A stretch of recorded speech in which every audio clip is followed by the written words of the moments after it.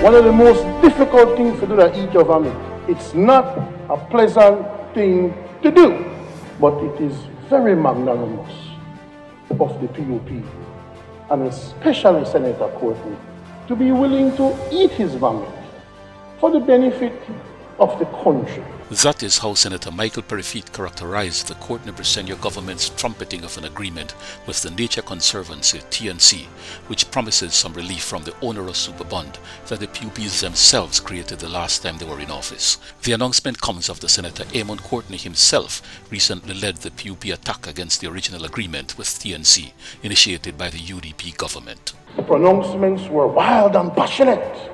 He was busting something and was revealing some great act of treason by the UDP when he found this TNC agreement that gives essentially value to the country for conservation. They filed it as the worst thing that you could imagine a country could do, and all the giveaways and all the things that Minister Pat at the time was going to do, and all the things he waived and all the things he was giving away. So, Senator, I think you need to take one more magnanimous step. And I think you need to apologize to your colleague for the very rough things you said when this matter came up with the same TNC deal. Same thing you are using now, and it clearly shows from what we're hearing the Prime Minister saying about debt restructuring, that these things have value. Conservation has value. Now, if you are telling us as the PUP that you're taking something that we started and you feel like you need to fine-tune it, touch it up a little bit, make it even better, man, kudos to you, man. Congratulations to you if you're able to do that.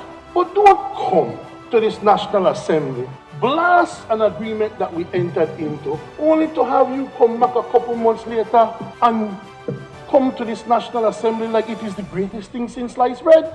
You have to be consistent and you have to be measured in your criticisms of what the past government did without truly examining the circumstances surrounding what we did. Clearly, Minister Courtney, Madam President, had no knowledge of the value that conservation would pay in the debt restructuring, because he wouldn't have blasted this arrangement that the UDP entered into in October of 2020.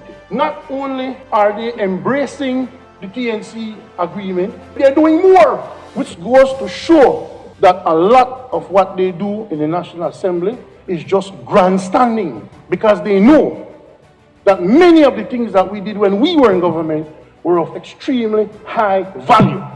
And you know, you're sitting in open school now, and then you open building now. Man, the UDP building thing, you know, and nothing wrong with that. Nothing wrong with you smile up the minister, they cut ribbon and everything for UDP, for what UDP did. But at least show some respect and some appreciation for what we did when we were in government. And stop bashing things and then coming back and having to use the very same thing to help you out of a crisis or a situation that we may have. Senator Peyrefitte did raise some questions about how much this government would eventually relinquish through the expanded agreement. Minister Courtney maintains that we were giving away the farm for conservation.